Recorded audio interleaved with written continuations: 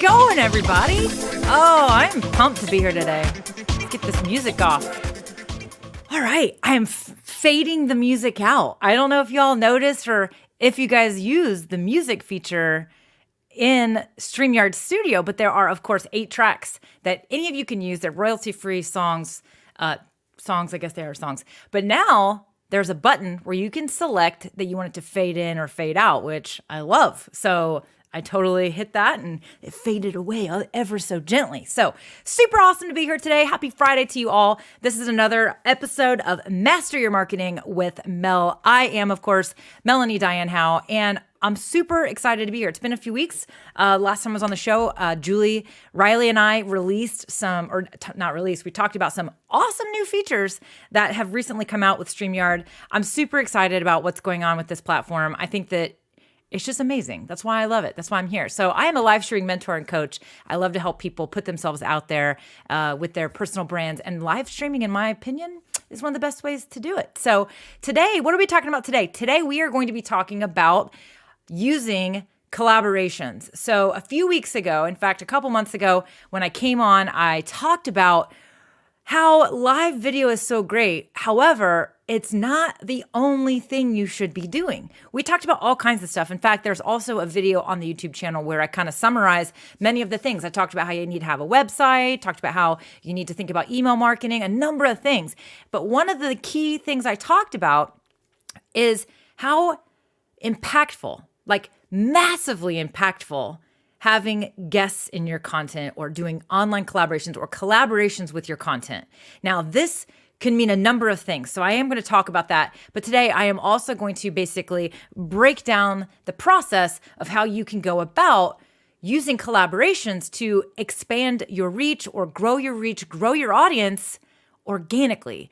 So it is true. It is one of the most organic ways that you can actually find a new following, find new people out there, new audience members, because when you have a guest on your show, it's highly likely that they are going to share your show either ahead of time to say they're going to be on your show, or even, of course, during or after the show, whether your show is a video stream, actually a YouTube channel that you maybe even do a pre-recorded video for, or even a podcast, right? We have a lot of podcasters in the audience and in our community. So podcasting, having guests in your podcast, again, same thing, because they're going to share it with their audience, and that audience may have never heard of you before, but obviously they love the person they're following that you have in your content. And so they're gonna be like, well, who's this person? And they're gonna go check out your stuff. And you may very, very well find that a lot of new people are gonna start following you and watching your stuff. So before I dive into all the nitty-gritty details about collaborations and online collaborations, I definitely wanna say hi to everybody in the comments. I got all kinds of fun people here. We got Matt, Landlord Advocates. It's good to see you, my friend. Again, live in the comments. I love familiar faces, names and avatars is what I should really say. But definitely absolutely love to see everybody hanging out with me today. So let me make sure I say hi to some people. We've got Jim Lawyer in the house, watching from Ohio, of course. And Jim is not a lawyer, everyone. Jim Lawyer is not a lawyer. I always think that's funny, and I always like to say that. So we've got Tommy from New Jersey hanging out with us today. Fantastic. Parker Jennings is here from Texas. I'll be in Texas next week. I'm actually going to a retail event in the Austin area. I'm pretty excited about that. I have never been to Austin, so I'm looking forward to it. Micah is here as well. We've got Bowling with the Fef. All kinds of fun people here today. So we got California in the house. Let's see here. We've got Stuart. Hello, Stuart from Scotland, if I'm not mistaken. Oh, I always get that backwards, though. Is it Scotland? And I know it's Stuart Bouquin. I think you say it kind of, you got to kind of like do the thingy with your voice. So we got Charlie here as well. All kinds of fun people in the house today. So this is awesome. We got Never Let the Machine Win from Win. Mike over there hanging out with us. So super awesome to see you here. Okay, let's see. Gonna definitely dive in. I want to dive in today so that we can have time to talk about everything. But I am going to walk you through this process of online collaboration. So if you have a question, as always, if you have a question for me regarding today's topic, key phrase, regarding today's topic, do me a favor, put a Q in front of your question. I will look for those Qs in the slew of comments coming in, and I will put them, I'll star them so that I can find your question and answer it, of course, as we go forward. So let's see here. I want to make sure we're good to go. Okay, so I'm going to dive in. So again, online collaborations is what we're talking about today. So literally, I talked about why online collaborations are important, but I also want to, for those of you that have been doing this for a while, maybe you've never used other people in your content, or you've never joined other people's content, or maybe you're brand new. I want you to absolutely incorporate like collaborations in your strategy, whether you have been doing this forever and you've just never done that or considered it, or whether you are brand new or getting ready to start creating content. Or marketing yourself. And I talked a little bit ago about why it's important, but it's really critical that you put it in your strategy. And so I'm going to break down some things to consider. We're going to talk about, the process, if you will, about these collaborations. So let's first talk about the types of collaborations that are out there, right? So we have, I mentioned earlier, you can have a guest on your show. So you can have a guest in your own content. So, and I'm going to talk about how to figure out, who's going to be a good fit. We're going to talk about that next. But so think about having an interview. So you might interview somebody on your show, whether it be that they are somebody who talks about what you talk about, or whether they just simply are interested in what you do, and they're kind of like another fan of, depending on what your channel is, right? So many of you have channels that are hobby-based.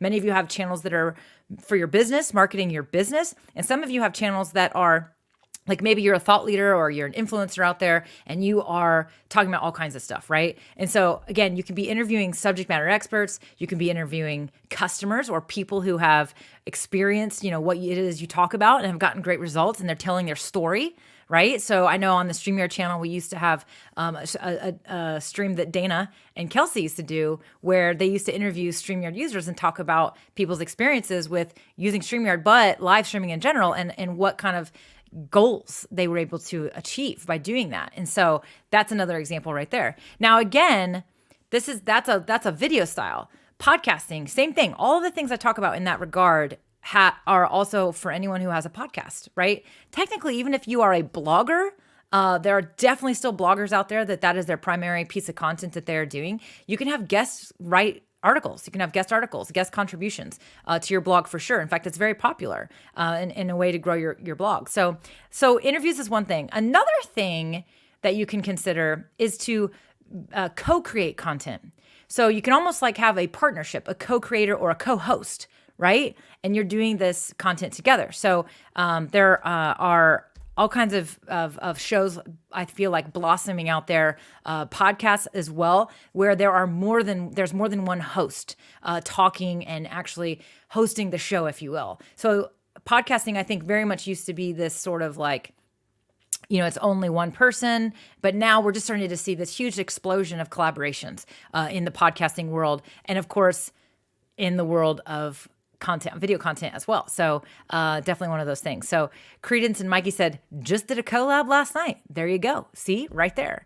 Yeah, exactly. Mike was a guest on Dana and Kelsey's show a long time ago. They haven't done that show in a while. We need to have them revive that show, right? Definitely need to have them revive that show again. So I liked it a lot. It was actually really awesome. So another type of show that, or type of collaboration you can do is where you go on somebody else's show. So that is also an option, of course, as well. So, when I say collaborations, I don't just mean on your own stuff. I mean, you need to put yourself out there as well and go put yourself in other people's content too. So the beauty of this, okay, so when you reach out and you try to get somebody to put you in their show, they may have some hesitation, right? They may not be sure. I mean, it can be risky to just have a stranger you've never met or somebody you don't know come be in your content. And so I always say it's really great for you to have some guest content on your own platform as well, right? So first almost, because when you have guests in your content and you go try and pitch yourself for somebody else's content, and they can see that you actually have already hosted guests and done this collaboration style in your own stuff, guess what they're going to realize and think? They're like, oh, they get it. So if the fact that they actually have guests in their own show, they're more likely to know how to be a good guest on my show too, right? And so also there is a dynamic of being with people online as well. And so when somebody can see an example of you online with somebody else, then it just gives them a little bit more of a warm and fuzzy that you have the proper experience and that it's less risky for them to bring you on their show or in their content, right? And so does that make total sense? I hope that makes sense. So let me know in the comments, actually, if any of you have ever been a guest on somebody else's show. I definitely see a couple of cool comments coming in where some people were talking about some collaborations as well. Yeah, April says, yes, revive Dana and Kelsey's show. There you go, Dana. Dana, I'm going to text you. I know she's probably not watching today, but I might have to ping Dana and tell her, hey, you need to get that show back. People miss it. I miss it. I always liked it. I always enjoyed seeing how our community members were using StreamYard and the cool things they were doing. So let's see. Tommy Stiggs says, I have a daily morning show live. It's Coffee with Stiggs. General content, I use StreamYard, and it's growing nicely, slow and steady. That's awesome. Fantastic. So I like how you say it's growing nicely. Now, slow and steady. So steady. So consistency is key here. If you want to grow, you're not going to, well, I say never, but I'm not saying that if you do these collaborations that you're going to like blow up and go viral, although it is absolutely possible. I have seen it happen. I've absolutely seen it happen. So I do want to tell you a little story because I just was talking about you being a guest in someone else's show, right? I will tell you all, story for me, story time really quick, is years ago, in fact, probably about 2.5 years ago, I'm going to say. I don't remember. Gosh, it feels like it was forever ago, but it really was only about 2.5 years ago. I was asked by StreamYard. There was a gentleman that worked at StreamYard at the time who was hosting a show like Tech Talk, right? And he asked me to come on the show on StreamYard. However, I know exactly why he asked me to come on the show. He asked me because he saw me on somebody else's show. In fact, I was over on the Live Streaming Pros channel, which is Luria Petrucci's channel, where she talks about live streaming and gear and tech and all kinds of great things. She asked me to be on her show. So I was on her show talking about, hacks. I was talking about StreamYard and how much I love StreamYard because I was a user and I loved the product.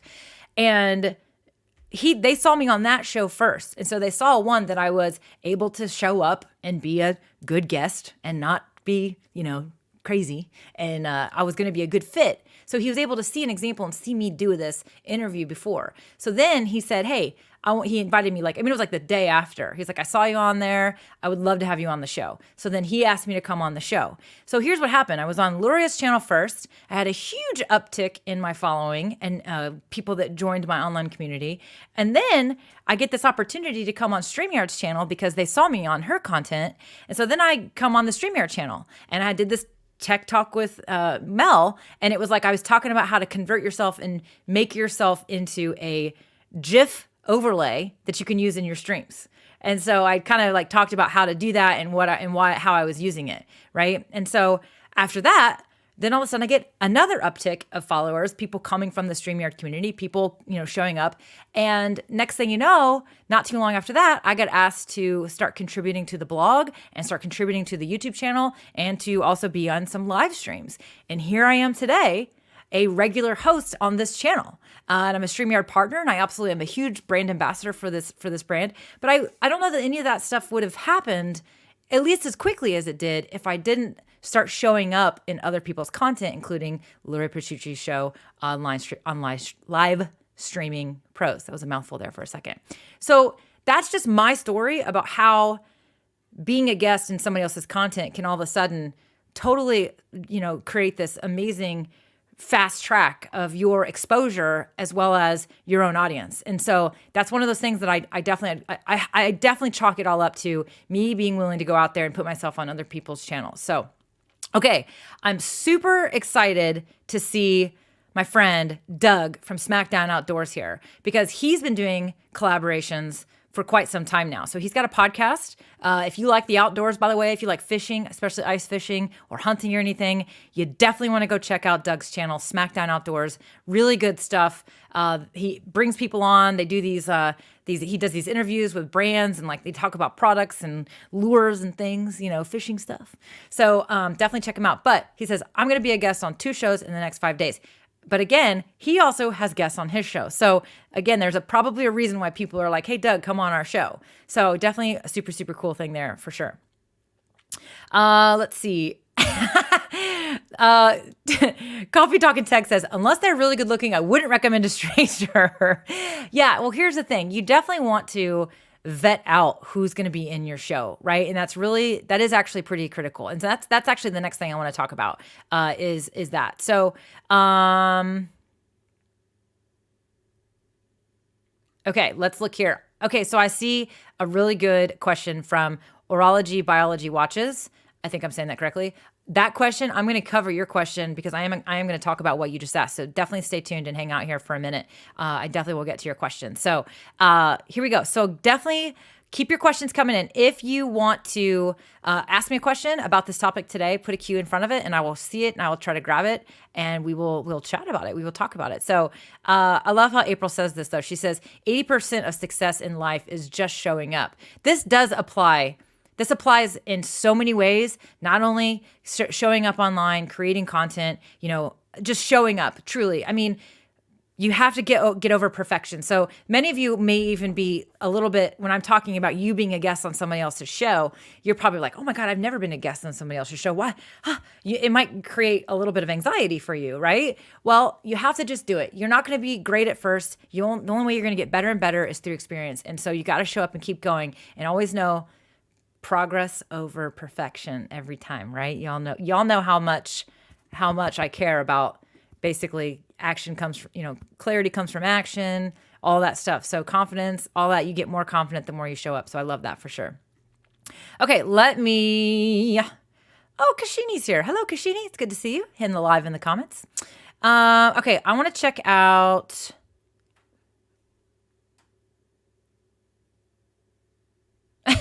So this is interesting. So Creator Classroom says, my lives don't typically need a guest, but I was having some voice issues and asked if she would come join me in case my voice gave out. She did, and it was fantastic. So this is a whole nother reason to have a collaboration, is maybe just to have a backup for yourself. Maybe if you're under the weather or something else.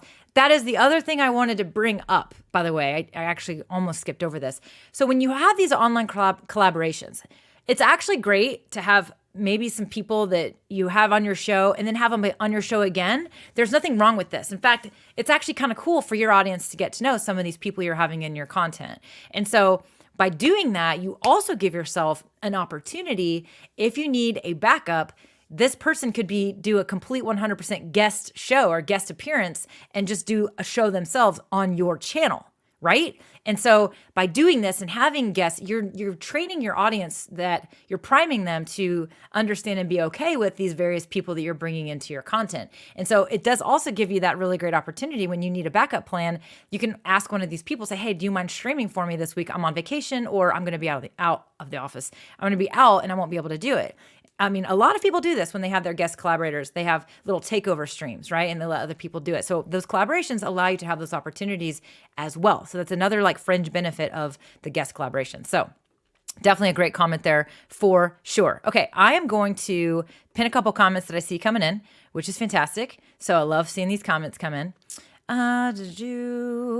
Again, we're talking about collaborations today. So if you have questions that are not related to today's show, I have a suggestion for you. Go over to our Facebook community over on Facebook. If you've not joined it, you definitely want to be a part of that community. It is 100% open for you to join. And you can post any question you have about anything in there. And someone, I guarantee, whether it be someone, a Streaming representative, or just one of the wonderful, fabulous members of our community is going to help answer your question. So I saw a question about countdown timers. I would definitely say, hey, definitely go post that question over in the Facebook community. So got to say hi to Bling Auntie. It's good seeing you, my friend, here live. She posted before we went live she was like, oh my gosh, I don't want to miss the show. So super glad to see you here live today. Good to see you in the comments again, my friend. Again, I'm another familiar face for sure. So, okay, let's keep going, right? So the next thing I want to talk about, which many of you are kind of already thinking about as maybe your brain is starting to marinate on this topic of guest collaborations, or you being or interviewing people or literally doing co-hosting and things like that. So identify your potential collaborators. So once you decide what kind of collaborations you want to do, whether it be an interview or whether it be subject matter experts or whatever, then now let's start to think about, okay, how can I decide who's a good fit? Right? And so there's some things to think about when it comes to a person being a good fit. Multiple things here. First of all, do not automatically think that the guest that you have on your show needs to be a big deal, meaning like super famous or have a ton of followers, because they just don't, right? So you can absolutely add a lot of value from somebody who is not some big name. They are, but the important thing is, do they have information that your audience cares about, right? And when I say, do they have information? Again, that information could be teaching about, another, level of what you're talking about. Let's say, for example, on this show, I am going to be having a guest come on the show to talk about webinars because she is significantly more experienced in webinars than I am. But I mean, I know webinars. I know how to do webinars. I know about them. I actually have taken training from Amy Porterfield, one of the webinar gurus herself. So I know about webinars. However, why not bring somebody on who's been doing webinars for years and years and years, who can come on and share even a bigger, more vast level of experience, right? And so I'm going to have a guest who simply can just teach it better than me. She can talk about it better than me because she's more experienced. Now, your subject matter expert doesn't necessarily have to be more experienced. You just need to make sure they have information that your audience cares about. So again, you might know everything there is to know about whatever it is you talk about. But again, you want to be able to mix it up a little bit for your audience. And so bring somebody else onto your show who can just add value to the conversation.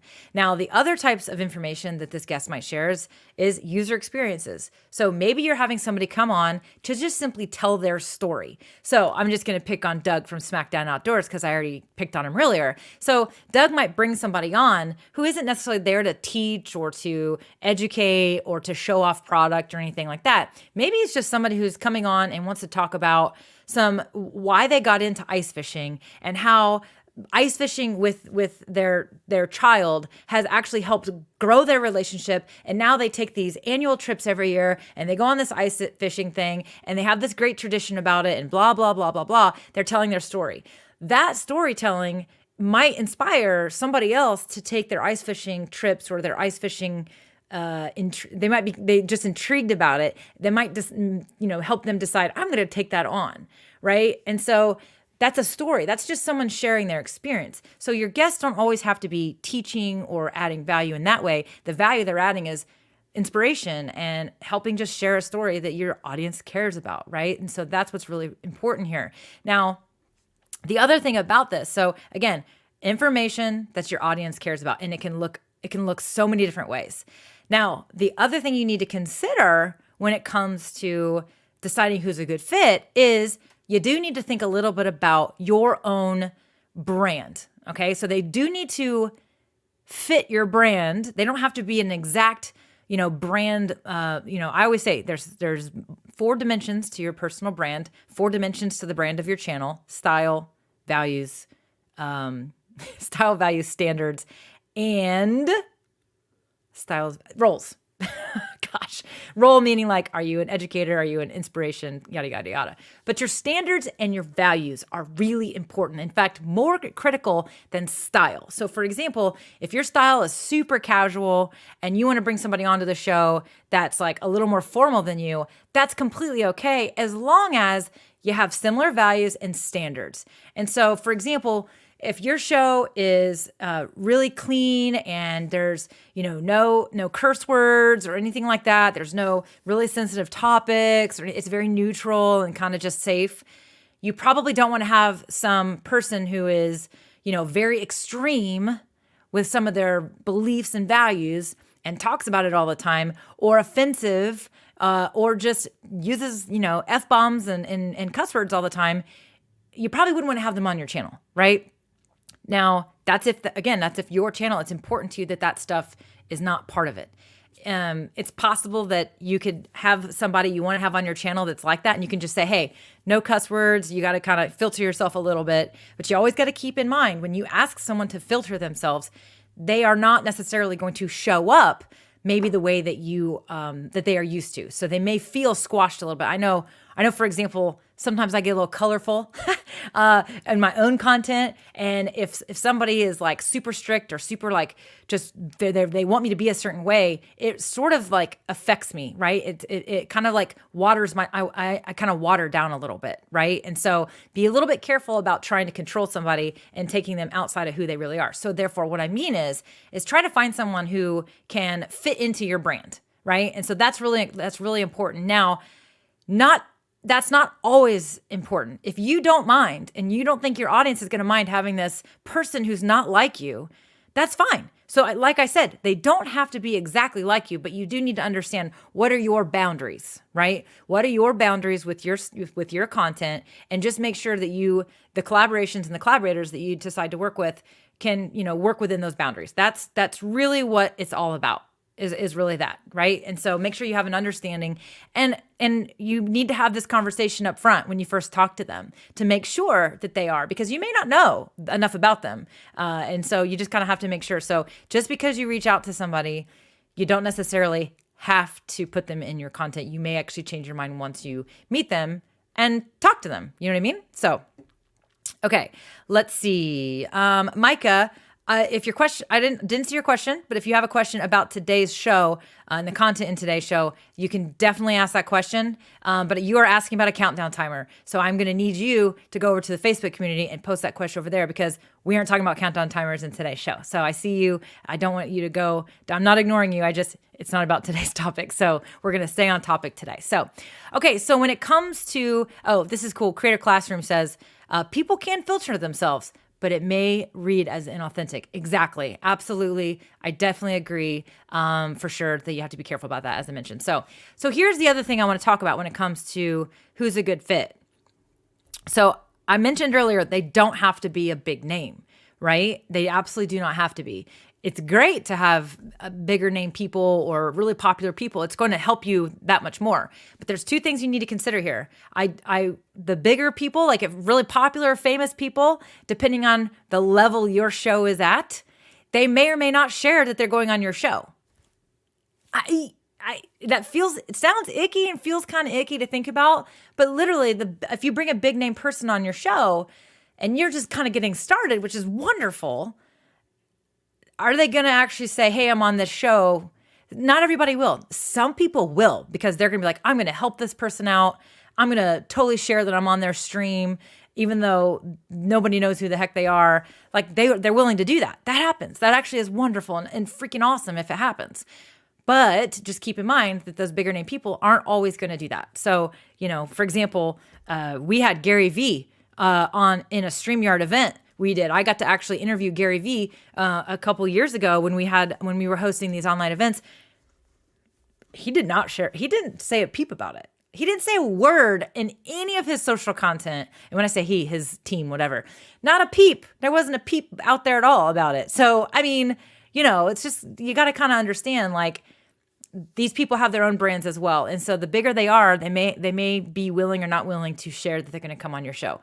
not because they don't believe in you. It's just, it's not part of their brand, their strategy. So keep that in mind. Now, flip side of that, don't think that just because you're just starting out or you're a small channel or whatever, that they're not going to come on your show. So I know a lot of people I talk to are like, oh, I'm not even going to reach out to that person because there's just no way they'll come on my show. I'm just this little whatever, no big deal. So there's actually a guy, Ash Borland, who has a great podcast and a YouTube channel.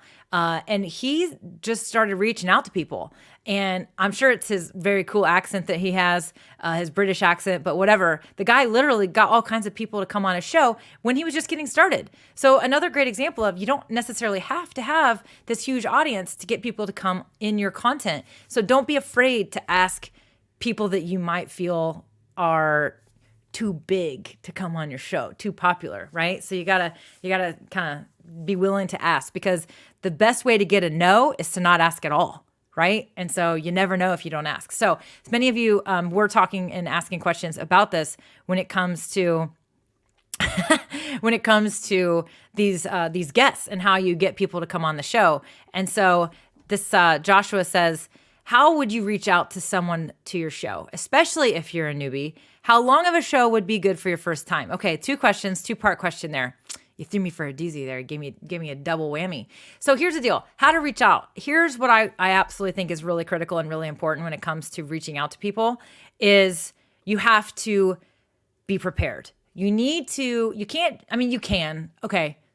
Literally, you can. If you just like are interacting and you're like, hey, I'd love to have you on my show, and you're in the comments of their stuff, and they're gonna be like, sweet, send me a DM. You might literally be able to get away with it that lackadaisically.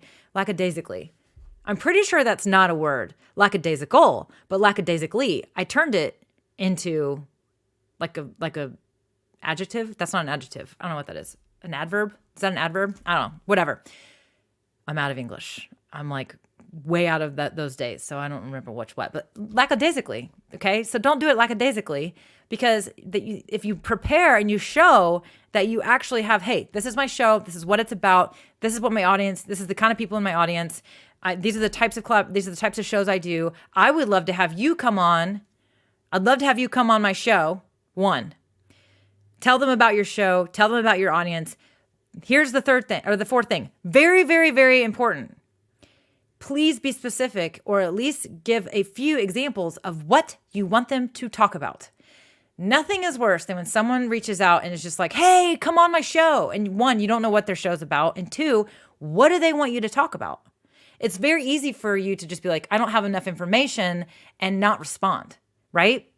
But if somebody's really specific and really clear and they give you that information up front, then I am much more willing to be able to say yes or no right there. If you're really vague and I don't know anything, I'm way less likely to agree to a conversation. And when I say I'm just saying me, but also just really anyone, especially anyone that's larger in scale when it comes to their audience or their popularity, if you will, right? So it's really important that you are prepared ahead of time. So one, you need to know about them.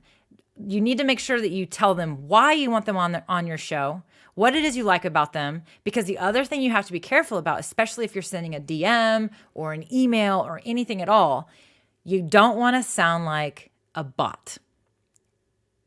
Make sense? You don't want to sound like a bot.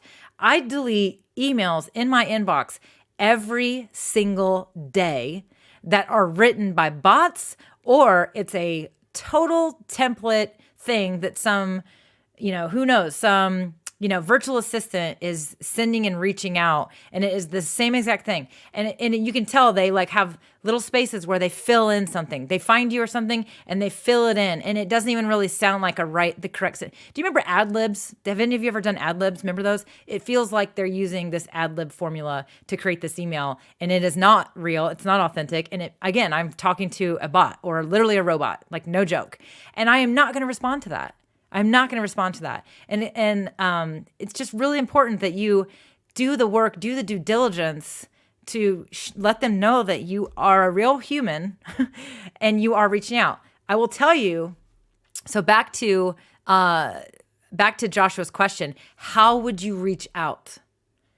I love the idea, okay, of if you don't have their email, you obviously can't send them an email, so you're going to have to send them a DM or something. I love the idea of you making sure that they know that you're a real human by recording an audio message or even doing a little video message and sending it to them. Almost all of these social platforms now have an ability where you can hold down an audio recording button and you can send them an actual audio message. Now, here's what I recommend. If it's somebody you have never spoken to before and never DM'd before, they're going to have to approve your message before they read it, most likely. What I really suggest, I got this tip from Jasmine Star. I didn't really get the tip from Jasmine Star. She just mentioned that if she just gets straight up audio messages, she doesn't always just click on them because she has no clue what she's going to hear. And she's gotten some pretty creepy, crazy audio messages. So it's good to flank it, to start it and say, hey, Melanie, I love your show. I have a question for you. And then you can have the audio message and you can literally do everything I said.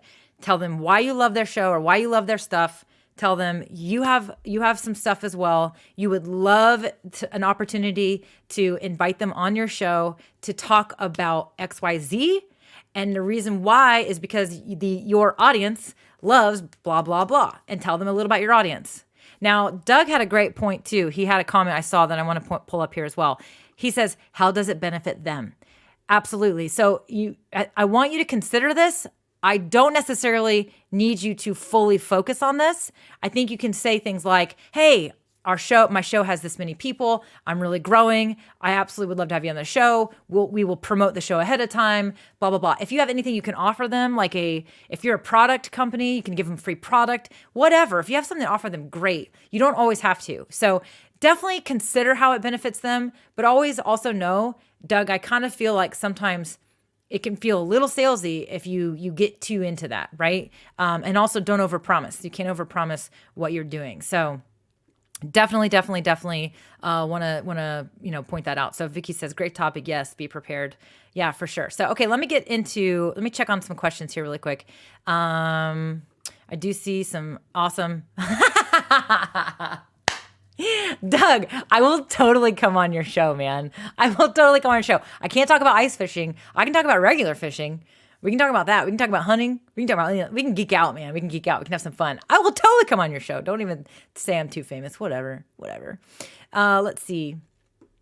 Yeah, April says, I've seen many big name influencers who have gone on small unknown channels. Absolutely. You guys, you never know. You just never know. Some of these people, they started somewhere too. And a lot of people that become, famous or, popular, whatever words we want to use here, they are all about helping people get started and get going. I mean, they really are. And if you find someone that's got a really great heart and they've got some time, 100%, they are, you never know. You just never know. Especially if they have something they're promoting. So that would be the other thing I would say. When Doug mentioned what's in it for them, I absolutely think it's 100% okay to make sure that if they have a product that they sell or an online program or a book or anything at all, you're definitely going to promote their channels. You're going to say, hey, let's go follow so-and-so, blah, blah, blah.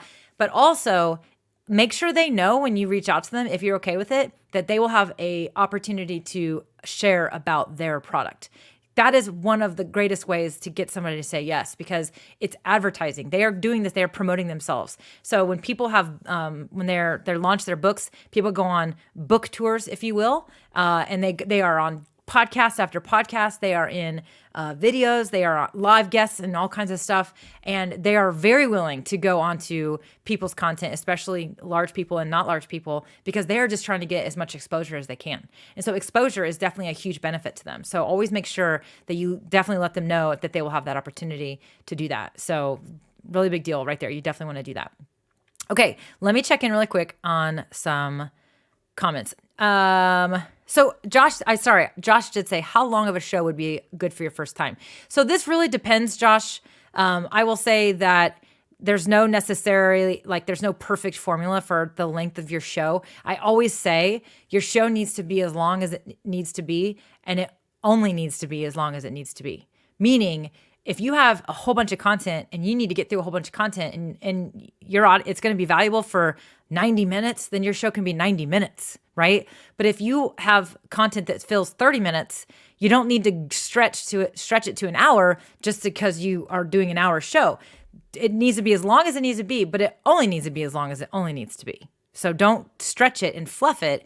Get to the point, and if your point's done and there's nothing left to talk about, then your show can be over. So I do think that anytime you have a guest in your show, though, or in your content, it takes more time. It just takes more time because, especially if it's live. If it's a live show, it is going to be longer. In fact, you can plan it to be 30 minutes, and man, it is like you feel like you are flying through stuff, and it's hard to have time to answer questions. It's hard to have time to take questions from the audience, et cetera, et cetera. So I do think that you need to plan for a lengthier show when you have a guest or guests. So, and that's actually something I didn't say earlier is it doesn't just have to be one person on your show. You can have multiple people on a show. You can have 3 or 4 people in your content. You can actually go through people and you can have one person on for the first 15 minutes, another person, another person, another person. I will say, I wouldn't suggest starting that way because the more guests you have in your content, the more complex it is, the more planning it takes, the more time it takes, and that. So if you're just getting started with this, start simple, work your way through it, get good at it, get used to it, get used to the functionality. So, okay. So I wanted to get to...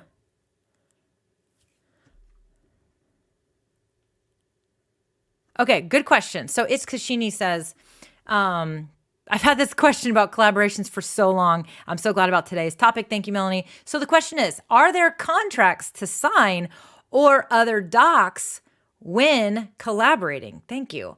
This is a wonderful question. I love this question because here's the deal. It's kind of up to you. I can tell you that I've been in lots of people's content, and I think maybe I've only signed 1 or 2 waivers. That's it. I've had people on my show, and I've had a couple of them sign waivers because I was very intentional about it because I knew I was going to be using that show as some testimonial and some stuff to promote some stuff that I was going to be selling on some online programs, coaching programs that I was selling. And so I needed to make sure I had myself covered in case they came back and said, my video helped you sell your online coaching program. What the heck? I want some money from that. So I made sure that I did it anytime that that your content is tied around a promotion or anything like that. I absolutely think it's great for you to get a waiver of some sort signed. There are all kinds of resources out there for you to research this topic. I am not a lawyer, neither is Jim Lawyer. However, there are other people out there that can absolutely help with this. It's a good idea, actually. I might have to bring on my buddy Bobby Klink on the show and talk about this very thing. He actually has an online template library for online personalities, online creators, coaches, and things like that. And there are templates for podcast guests and live show guests and things like that. So to answer your question, it's not necessarily a contract. It's not necessarily a contract. It's more of an agreement, and it's likely more so called a waiver, where you're basically having them sign something that says you own the content, right? They can't come back to you. 1, they can't make you take it down. 2, they can't come back and ask you to give them royalties from any kind of money you earn from that content or anything else. And this is really, really important for any of you that are monetized online. Meaning, if you have a YouTube channel, for example, and you are monetized, meaning YouTube is paying you for your videos because they're placing ads in your videos and you're at that threshold where you are monetized, it is very critical, I think, that you have waivers signed for anyone coming into your show because technically they are part of your income. They're part of you earning that income because they were in your show. So I think it's always err on the side of caution to protect yourself. But that is a really great question in regards to online collaborations for sure. So I love that you asked that question. Reading a couple questions I have pinned here.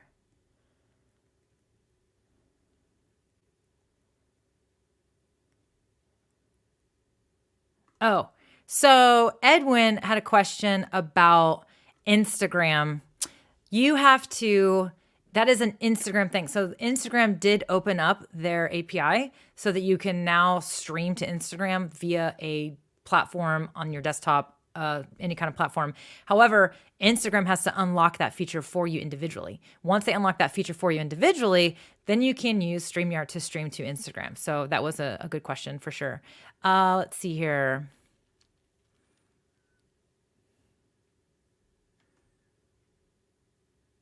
Okay. This is a good question from Jim Lawyer. And I do have some other tips that I want to talk about as well, but I wanted to get to this question because he posted this a little bit ago. So Jim says, any suggestions on growing a channel in a subject that has a limited audience? We typically bring in guests/experts in the ultra cycling arena, but also have branched out to other cycling areas.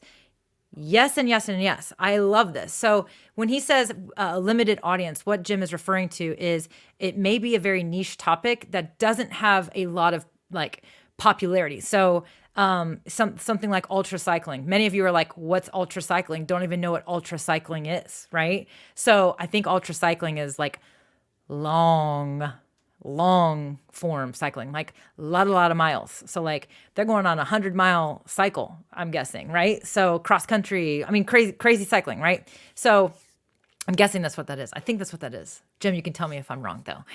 So basically his point is that there's not a ton of people necessarily searching or out there about this. So, he's saying, what do? I absolutely love branching out. So for example, again, because I like to do this, when I find a good example and I want to pick on somebody, I'm going to keep picking on them. So Doug with SmackDown Outdoors, his channel is about the outdoors, right? Now, from what I see, there's a lot of content about fishing, especially ice fishing, but a lot of content about fishing. But should he just talk about fishing? No. What are some other things? Now, ice fishing, I would say, is pretty popular, but let's just say it's very limited in regards to people actually looking for it.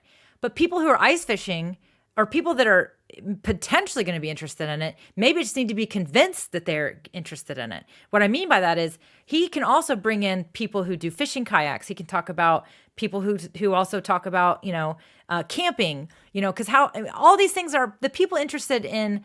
These things are likely to become interested in ice fishing, or maybe they're searching for something that's more popular and they happen to discover, oh, cool, I found this awesome interview about, kayaks or whatever. Oh, sweet, this channel is about ice fishing. I freaking love ice fishing. Now they just discovered you through a popular topic that is related enough to what you talk about, but then now they're coming into your world. So we talked about the whole customer journey, the funnel, the top of your funnel, the content that you are putting out there is likely to attract lots of different people. And as they explore you, they're going to research you and figure out what are you really about. And it may very well be that they are going to be like, oh, sweet, this person talks about this.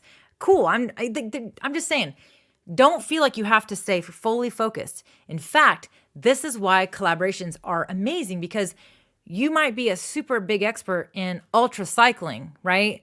But maybe there's triathlons, people that are like running triathlons, and you're not a triathlon expert.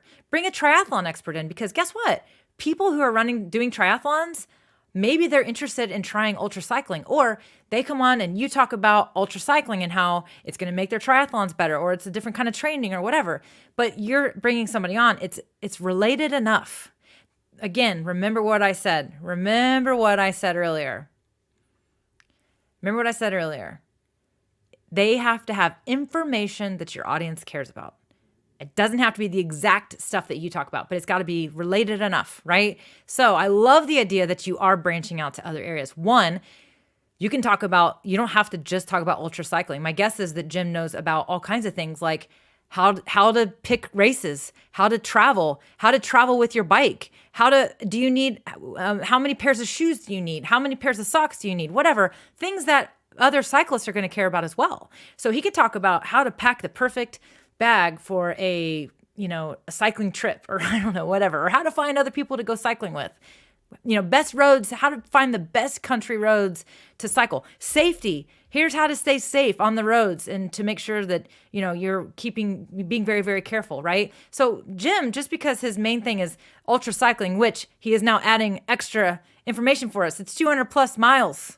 Yes, they race across America, 3,000-mile race in less than 12 days. So they are literally cycling, eating, sleeping, and doing a few necessary human things. And that's it for 12 days. He can talk about all kinds of stuff, what to pack, how to fuel up, types of his favorite, fuel gel things, whatever, all those things. You can talk about all kinds of stuff, Jim, that people care about. You just happen to know all these things because you are an ultra cyclist. So yes, I love the idea of you branching out in order to spread that net, right? To cast that net even wider so that you can do that. Doug says, I've had authors and congressmen on my show before. Yeah, because those people probably, they're talking, their book is about something that his audience cares about. Congressmen, regulations, all kinds of things like that. So for sure, you can absolutely branch out 100% for sure. I love it. In fact, I say definitely branch out as much as you can in order to kind of just, again, bring that other stuff in. So, okay, let me see. Okay, cool. I'm just checking out the comments here. So just as a follow-up to the waiver conversation, yes, a waiver, you definitely want to have some sort of document. You want to save it on file somewhere. Now, some people say you can go as loose as, just getting an email that they say, yeah, I'm good, or having them say, you record them saying that they're not going to sue you or something. But I definitely 100% say, go ahead and just get a waiver. You use the same one every time, have them sign it, and then keep it on file somewhere for sure. So there's people out there that do these things for sure. Okay. I got to keep it going. Let's see. I'm just checking on some. There you go. See everybody? Right there. Proof is in the pudding, as they say. So American English with this guy says, I have 400,000 followers on Instagram. That's awesome. Just collabed with a teacher who has 1,000. I can't do it all the time, but I wanted to help out. See, absolutely. There are people out there that as they've grown and gotten somewhere, they still want to help people out that are getting started as well. So again, don't be afraid to reach out to people who you think might say no. You never know if you don't ask for sure. Okay, I'm checking in comments. I'm scrolling up a little bit because I think I may have missed a couple. So, okay, cool. I saw another question. Okay, so this is again, this was a question. Hopefully you're still here, Orology Biology Watches. So he says, or she, I have tried the collaboration thing with other YouTubers in my niche, but I really feel like I hit a wall with it as the replies were zero. How to overcome this? Well, one, if you're sending these, if you're reaching out to people and people were saying yes and now they're saying no, maybe you need to broaden your horizons. Maybe start looking in different places to reach out to people. Or it could be that you need to, change up your pitch. That's what I was going to say is if people are saying no, don't give up. Just change things up a little bit. Now, the other thing that is also something to think about, depending on your channel, I'm not saying this about you, but everybody listening, you have to also consider and think about what is the topic. So if it's something that's super sensitive or it's going to require someone to be very vulnerable or be vulnerable, it's a little harder to get people to say yes. Okay. Now, if your topic is sensitive or it's going to maybe expose something about them that they don't necessarily want, it's hard for them to talk about or anything like that. If you have a public content, it's going to be harder to get people to say yes. However, if you have gated content, when I say gated content, I mean it's in a private Facebook community or it's in a private membership on Kajabi or on Searchy or any of those membership sites where someone has to be a member of, whether it's a subscriber or a paying member, and it's not just public. It's behind a gated interface. They're a little bit more likely to say yes because they know that those people there are, kind of in the same realm as them. And it's not just public for anybody to see and find. Okay. So if that is the case, make sure you absolutely share that up front so that they feel more comfortable as you're asking them. Because again, the last thing you want to do is ask someone to commit to something and then later they come down the road and they're like, oh wait, it wasn't what I thought it was. So anyway, my suggestion to you though is to change it up. Maybe take those tips I talked about what to include as you reach out to people. Make sure you're implementing that and try to try that method for sure. It's Kashini says, what about video collaborations? Can we just ask, or are there contracts to sign or others thinking in advance? Oh, we already talked about this. I think that's a duplicate. Same. It's going to be the same. So if it's a blog, if it's a video, if it's a podcast, I definitely think it's important, especially if it's tied to anything promotional. you want to have them sign something so that they don't come back and try to get money from you or ask you to take it down. So once they provide this content and do it with you, it's yours to own, and you need to make sure that that's in your waiver and your content. Okay, let me talk about, there are two more things I wanted to talk about when it comes to collaborations. So one, plan your collaboration and test it. Say it with me. Say it with me right now. Say it with me. Plan your collaboration and test. Again, say it again with me. Say it again. Plan your collaboration and test. Say, yes, Melanie, I will plan them and I will test them. I will not skip this step. I'm asking you to do this. I'm asking you to say it out loud with me right now because this is so critical and so key. There are two things that are going to happen here. One, when I say plan your collaboration, what do I mean by that? I mostly mean you need to have some sort of general outline of what you are going to be doing. Now, if you're interviewing somebody, I think they need to have your questions ahead of time. Now, not every single question, because you're probably going to take, if you're doing a live stream, you're going to get live questions, but also their answers you may be like, let me clarify that. You are in charge of making sure that their responses can be understood by your audience. So if they say something and you know it's going to go over your audience's head, it's your job as the host to say, hey, tell you what, break that down for me. You talked about blah, blah, blah. Can you just break that down for me and help us better understand what you mean by XYZ? So that's your job. So you are going to ask additional questions. However, the main beef of your content is going to be X, Y, Z, or questions 1 through 5, right? And so this is critical. The other thing is if you're going to do a collaboration with somebody or literally have them co-host something with you, you guys need to make sure that you're on the same page. So for example, whenever Julie Riley and I do the shows that we do together, which we do every few months, especially around new features or whatnot, we always make sure that we kind of have a general outline. We also make sure that each other kind of knows, okay, you're going to talk about that. Sweet. Okay, then you do the demo. Oh, awesome. And then you elaborate on why that's important. So we kind of have like a general flow. And then we also know who's going to kind of cover what. Now, the more you work with somebody, the more you're naturally going to get the flow. So for example, Julie and I do not practice. I will say that we do not practice, but we also have a pretty high level outline when we do it. Sometimes it's more high level than others, but that's because we've done this enough together and we've done enough shows together that we don't need a ton of preparation. But if it's somebody that's never been on your show before or you've never worked with them before, more preparation is going to be necessary. Mostly so that both of you can clarify expectations, but also have a good understanding of who's going to cover what and what is going to be covered. So that's really important when it comes to planning. Now, the other parts of planning is when is this going to happen? When is it going to be live? Is it not going to be live? Where's it going to be promoted, et cetera, et cetera, et cetera. But the other piece to this that is massively critical is testing. Now, it could just be a short, quick 10-minute tech test. Again, this is extra critical if it's someone that has never been in your content before or never been on your show.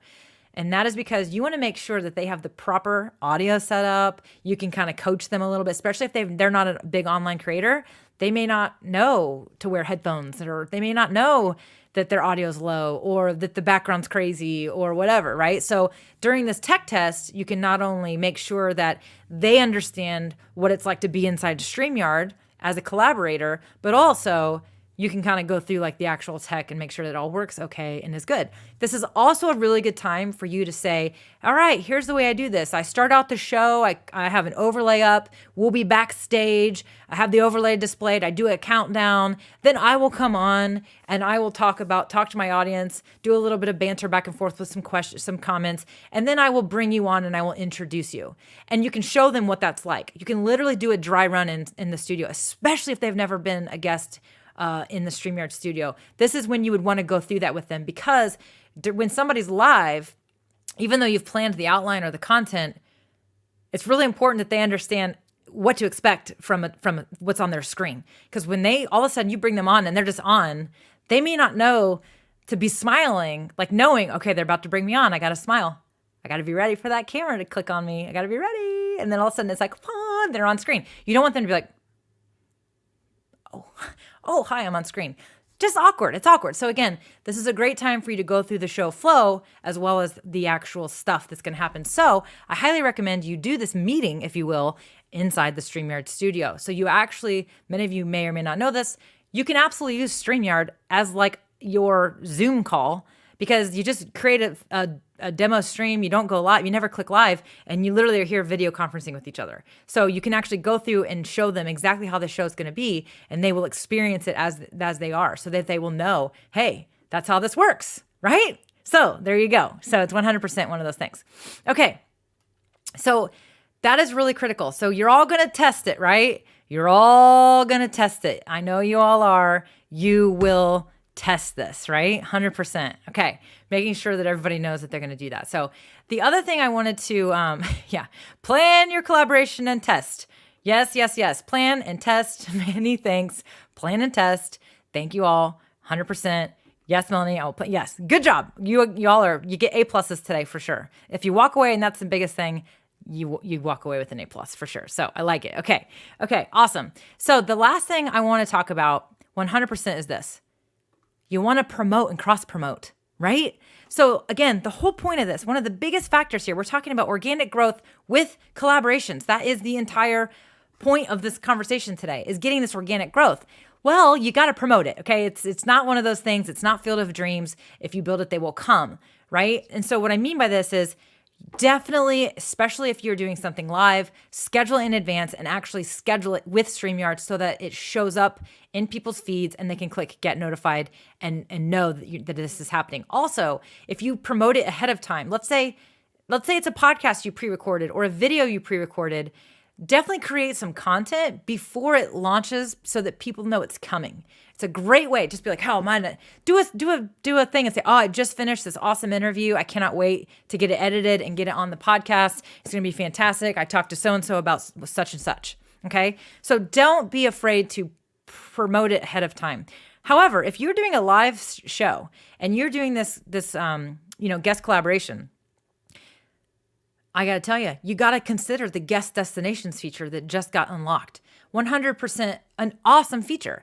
So like I said, they're likely to want to share it to their audience. So if your stuff is something their audience cares about as well, and their audience is going to want to see this interview, why not go ahead and let them live stream this conversation to their social media channels as well? So what typically happens, or at least happened in the past, is that someone would come on your show and you would do the live stream and then they would share it after. Or if you scheduled it in advance, they would share it and say, "Hey, I'm going to be on Melanie's show Tuesday, blah, blah, blah." That's great, but it's awesome to do this guest destination. It's a perk. Remember when Doug earlier from SmackDown Outdoors was saying, what's in it for them? If you want to use the guest destination feature, which is free to everybody, you can absolutely, is it free to everybody? I said that, and I got to check myself real fast. Hold. It's only going to take a second. Got to check this. I feel, okay. You have to be on the basic plan. At least the basic plan. So it's not on the free plan, at least on the basic plan, you can use this guest destination feature. So what does this do? It allows you to go live on your own channel, but to easily they can add their destinations. So you can invite this person to be the guest and they can add their YouTube channel, their Facebook group, their Facebook channel, their LinkedIn, their Twitter, whatever. They can absolutely add those things themselves. And then when you go live, you're live on your channels, but you're live on their channels as well. This is really awesome if you're going to be doing any kind of co-creation. When I say co-creation, I mean you're both contributing together. Maybe it's a co-hosting show where you're both part of the show. You can absolutely brand it in a way, but then you can put it on both channels. Now, I love this feature because, again, it's a great benefit to them. They're putting content on their own channel instead of having to share it later or whatever. So definitely consider the guest destinations feature that comes with the basic plan or up. So let's see. Creator Classroom says, does the guest get the local recording if they have local recordings, or does it just come to the host? So they can absolutely use local recording as well, and it will download to their computer as well, if I'm not mistaken. If not, I am. Don't make a liar out of me. I don't remember. I'm not sure, Career Classroom, but there is a help article that goes through lots of facts about this very feature. I feel like they get local recordings. If there is anyone in the comments that knows the answer to that, please clarify for me. I feel like it is, but now I'm second guessing myself. So, okay. So when it comes to the promotion, this is a really good idea as well. When I talked, you did ask the hard question. Thank you. you stinker.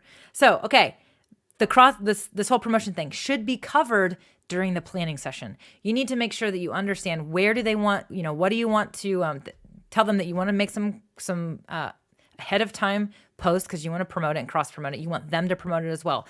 Level set that expectation and then maybe work with them to create some cool photos and maybe some images in Canva that you can use to promote it ahead of time, right? And so that is definitely key. But I definitely wanted to point out that this guest destination feature is so awesome for this and 100% is just such a great way to add that benefit to your guest. You're giving them a benefit of being able to share the content as well. So definitely love the idea of the guest collaboration. When I saw this come out, I was super pumped about it. Now, there is a teeny tiny con to guest destinations if you're going to go this route. And it's a teeny tiny one. In fact, I almost didn't want to talk about it, but it's so small and it's not really worth thinking about, but it is something that I want you to understand. If you don't use guest collaborations and that person is going to share this stream in their email to their email subscribers or share the scheduled post so that people join live and whatever from their own community, the benefit of not using guest collaborations is that those people are going to have to land on your channel. Meaning, if they share the YouTube link to this scheduled interview that they're going to do on your channel, those people, if they want to watch the interview, they click it, they're going to your YouTube channel where they are more likely to say, who is this person? Oh, I like this stuff. I'm going to subscribe. Whereas if it's just guest destinations, they're just hanging out with this person they follow already the way they normally follow them, right? So again, is it really critical to think about this? It's certainly it's a thing for you to consider. However, you also have to weigh out if their audience is significant and them going live on their channel is going to expose you to that many more people, right? So you got to kind of think about it. And it's just something to think about. That's it. Don't get greedy. Just think about it. That's all I'm saying. So 100%. So, let's see. Yes. Nurse Adrian says, the guest destination feature is definitely one has me considering legal agreements. Yes, I would agree. The guest destination is one where you should probably think about the waiver and all that stuff as well, because you are also on their channel. Deeper States of Mind and Wellness. Do they have to have a paid plan? Your guest does not have to have a paid plan. I do not believe they have to have a paid plan in order to do this. So I think they can be on the free plan. I don't think they even have to be a StreamYard user, technically, to be honest with you. They can literally be in the studio as a guest and still do this. Okay, perfect. Thank you, Creator Classroom. Looks like local recording only shows up in the host. The recording will only appear in the host account on StreamYard. Okay, so there was a good follow-up right there to that question earlier. That was the tricky one. I'm on the Q&A page. Yeah, there's so many great. Go ahead and put a link to that. Creator Classroom. Go ahead and put a link to that in the YouTube comments because that page has a ton of awesome FAQs that are really good. And she's confirming as well. He's confirming. It is a he. I think it's a he. I'm now forgetting. No, only the host needs to join on a paid plan. Did I write you down, Creator Classroom, on my little thing? I don't even know where it is. I used to write down people's channels and their names. That's how I remember Doug is at SmackDown Outdoors. That's how I remember that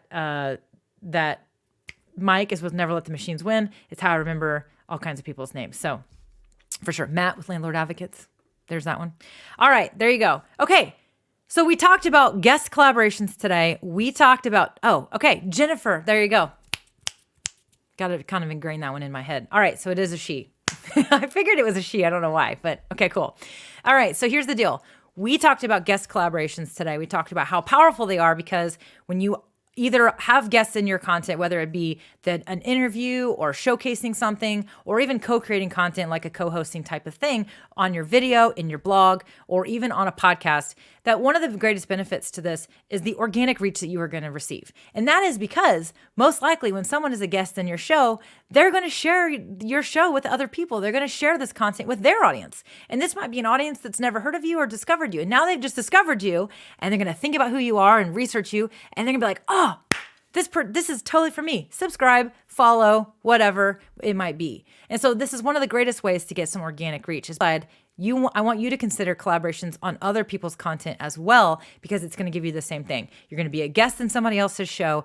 Their audience is going to be like, who is this cool person? Sweet, I'm going to check them out. Then they go check out your stuff, and they just might become a new subscriber or follower for you as well. So again, doing online collaborations is one of the most organic ways that you can expand your reach without all this crazy paid stuff and all the things that are crazy out there. So, however, there is a way to go about it. You want to consider the type of collaboration you want to do. Again, is this a showcase? Is it a product, showcase? Is it a story that they're telling that's going to help you, provide more impact? Is it them coming on and educating as a guest, as a subject matter expert? Always make sure that this collaboration involves information your audience cares about. That is critical and key. It is very important that whatever you're going to bring into your channel needs to follow your brand. It needs to fit your brand. And of course, be part of the value proposition that your channel offers to your audience, right? You don't want to kind of throw people off and, you don't want to lose your audience, if you will.